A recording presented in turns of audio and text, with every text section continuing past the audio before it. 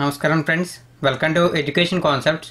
Friends, మనకి చూసుకుంటే నెహ్రూ యువ కేంద్రీయ సంఘటన నుండి మనకి డిస్ట్రిక్ట్ యూత్ కోఆర్డినేటర్లు, అకౌంట్ క్లర్క్ కమ్ టైపిస్టు, అదేవిధంగా మనకి మల్టీ టాస్కింగ్ స్టాఫ్కి సంబంధించిన పోస్టులకి నోటిఫికేషన్ రిలీజ్ అయింది. ఆల్రెడీ నేను ఆ నోటిఫికేషన్కి సంబంధించిన డీటెయిల్స్ అయితే తెలియజేస్తూ ఒక వీడియో అయితే చేశాను. ఆ వీడియో మీరైతే చూడకపోతే ఆ వీడియో లింకు ఈ వీడియో కింద డిస్క్రిప్షన్లో ఇస్తాను. అక్కడి నుంచి ఆ వీడియో అయితే చూసి నోటిఫికేషన్కి సంబంధించిన డీటెయిల్స్ అయితే తెలుసుకోండి. ఇక ఈ వీడియోలో నేను ఈ పోస్ట్కి సంబంధించిన ఎగ్జామినేషన్ ప్యాటర్న్ అనేది ఏ విధంగా ఉంటుంది, ఏ సబ్జెక్ట్స్కి ఎన్నెన్ని మార్క్స్ ఇస్తారు, అదేవిధంగా మనకి ఎగ్జామ్ సెంటర్ అనేది ఎక్కడ ఇస్తారు, దానికి సంబంధించిన డీటెయిల్స్ అయితే పూర్తిగా తెలియజేస్తాను. ఇక ఆలస్యం చేయకుండా వీడియోలోకి అయితే వెళ్దాం. ఫ్రెండ్స్, ఇది మనకి నోటిఫికేషన్కి సంబంధించినటువంటి పీడిఎఫ్. ఈ పీడిఎఫ్లో వివరాలు అయితే ఆల్రెడీ నేను ఎక్స్ప్లెయిన్ చేశాను. ఆ వీడియో అయితే ఒకసారి చూస్తే మీకు పూర్తి డీటెయిల్స్ తెలుస్తాయి. ఈ పోస్టులకి ఆన్లైన్లో అప్లై చేయాలి. ఆన్లైన్ అప్లికేషన్స్ అనేవి ఈ రోజు నుంచి స్టార్ట్ అయ్యాయి, అదైతే గుర్తుంచుకోండి. మనకి లాస్ట్ డేట్ కూడా చూసుకుంటే మార్చి 31వ తారీఖుగా మెన్షన్ చేశారు, అది కూడా మీరైతే చూసుకోండి. ఇందులో చూసుకుంటే మనకి డిస్ట్రిక్ట్ యూత్ కోఆర్డినేటర్కి సంబంధించి 100 పోస్టులు, అకౌంట్ క్లర్క్ కమ్ టైపిస్ట్కి సంబంధించి 73 పోస్టులు, మల్టీ టాస్కింగ్ స్టాఫ్కి సంబంధించి 52 పోస్టులు ఉన్నాయి. ఈ పోస్టులకు సంబంధించిన వివరాలు, ఏజ్కి సంబంధించిన డీటెయిల్స్ అయితే ఆల్రెడీ తెలియజేస్తాను. ఒకసారి మీరు ఆ వీడియో అయితే చూడకపోతే ఆ వీడియోని అయితే చెక్ చేసి డీటెయిల్స్ తెలుసుకోండి. ఇక మనకి చూసుకుంటే ఎగ్జామినేషన్ సిలబస్ డీటెయిల్స్ అయితే మెన్షన్ చేశారు.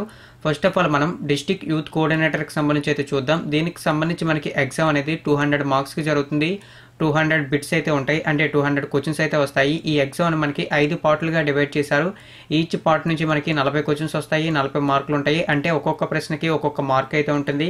నెగిటివ్ మార్కింగ్ సంబంధించి ఎటువంటి ఇన్ఫర్మేషన్ అయితే ఇవ్వలేదు. సో ఈ పోస్టులకి నెగిటివ్ మార్కింగ్ అయితే లేదు, అదైతే గుర్తుంచుకోండి. మనకి ఎగ్జామ్ పేపర్ అనేది ఓన్లీ హిందీ లేదా ఇంగ్లీష్లో అయితే వస్తుంది, తెలుగులో అయితే ఉండదు, అది కూడా గుర్తుంచుకోండి. ఇక టాపిక్స్ అయితే చూస్తే మనకి రీజనింగ్ సంబంధించి 40 క్వశ్చన్స్ వస్తాయి, 40 మార్క్స్ ఉంటాయి. జనరల్ నాలెడ్జ్కి సంబంధించి 40 క్వశ్చన్స్, 40 మార్క్స్. ఇంగ్లీష్ లాంగ్వేజ్కి సంబంధించి 40 క్వశ్చన్స్, 40 మార్క్స్. ఇంకా అదేవిధంగా మనకి general paper and understanding of Indian economy, social culture, legal and political environment, understanding community, youth development programmes, దీనికి సంబంధించి 40 క్వశ్చన్స్, 40 మార్క్స్ వస్తాయి. ఇక ఫైనల్గా మనకి క్వాంటిటివ్ యాప్ట్యూడ్, దీనికి సంబంధించి కూడా మనకి 40 క్వశ్చన్స్, 40 మార్క్స్ అయితే వస్తాయి. ఈ విధంగా మనకి ఎగ్జామ్ అనేది 200 మార్క్స్కి అయితే జరుగుతుంది. 200 క్వశ్చన్స్ కూడా ఉంటాయి. టోటల్గా మనకి 120 మినిట్స్ అంటే 2 అవర్స్ అనేది ఈ ఎగ్జామ్ అయితే జరుగుతుంది. ఇక నెక్స్ట్ చూసుకున్నట్లయితే మనకి అకౌంట్ క్లర్క్ కమ్ టైపిస్టు, దీనికి సంబంధించి కూడా మనకి ఎగ్జామ్ అనేది 200 మార్క్స్కి అయితే జరుగుతుంది. ఇక ఏదైతే ఎగ్జామ్ పేపర్ ఉందో దీన్ని మనకి 5 పార్ట్లుగా డివైడ్ చేశారు. ఈ 5 పార్ట్లో ఉన్న టాపిక్స్ అయితే చూస్తే ఫస్ట్ ఆఫ్ ఆల్ మనకి రీజనింగ్, దీనికి సంబంధించి 40 క్వశ్చన్స్ వస్తాయి, 40 మార్క్స్ ఉంటాయి. అకౌంట్ నాలెడ్జ్, దీనికి సంబంధించి కూడా 40 క్వశ్చన్స్, 40 మార్క్స్. ఇంగ్లీష్ లాంగ్వేజ్కి సంబంధించి 40 క్వశ్చన్స్, 40 మార్క్స్. ఇక నెక్స్ట్ కంప్యూటర్ నాలెడ్జ్కి సంబంధించి 40 క్వశ్చన్స్, 40 మార్క్స్. ఇక ఫైనల్గా మనకి క్వాంటిటివ్ యాప్టిట్యూడ్, దీనికి సంబంధించి 40 క్వశ్చన్స్, 40 మార్క్స్ అయితే వస్తాయి. టోటల్గా ఈ విధంగా మనకి 200 మార్క్స్, 200 క్వశ్చన్స్ అయితే వస్తాయి. ఈ ఎగ్జామ్ పేపర్ కూడా మనకి ఓన్లీ హిందీ కానీ ఇంగ్లీష్లో కానీ ఉంటుంది, అదైతే గుర్తుంచుకోండి. మనకి ఎగ్జామ్ డ్యూరేషన్ చూసుకుంటే, అంటే ఎగ్జామ్ రాసే టైం చూసుకుంటే 120 మినిట్స్ అంటే 2 అవర్స్ టైం అయితే ఇస్తారు, అదైతే గుర్తుంచుకోండి. ఇక ఫైనల్గా మనకి మల్టీ టాస్కింగ్ స్టాఫ్, దీనికి సంబంధించి చూసుకుంటే మనకి ఇక్కడ క్లియర్గా అయితే మెన్షన్ చేశారు. టోటల్గా మనకి 150 క్వశ్చన్స్ అయితే వస్తాయి. ఈ 150 క్వశ్చన్స్కి సంబంధించి 150 మార్క్స్ అయితే ఉంటాయి. అదేవిధంగా ఈ ఎగ్జామ్ పేపర్ని చూసుకుంటే మనకి 4 కేటగిరీలుగా డివైడ్ చేశారు. ఆ వివరాలు చూసుకుంటే ఫస్ట్ ఆఫ్ ఆల్ మనకి రీజనింగ్ సంబంధించి 25 క్వశ్చన్స్ వస్తాయి, 25 మార్క్స్ ఉంటాయి. జనరల్ అవేర్నెస్కి సంబంధించి చూసుకుంటే 50 క్వశ్చన్స్, 50 మార్క్స్ వస్తాయి. జనరల్ ఇంగ్లీష్కి చూసుకుంటే మనకి 50 క్వశ్చన్స్, 50 మార్క్స్ వస్తాయి. ఇక ఫైనల్గా మనకి క్వాంటిటివ్ యాప్ట్యూడ్, దీనికి సంబంధించి 25 క్వశ్చన్స్, 25 మార్క్స్ వస్తాయి. ఎగ్జామ్ అనేది మనకి ఓన్లీ ఇంగ్లీష్ కానీ హిందీలో కానీ అయితే ఉంటుంది.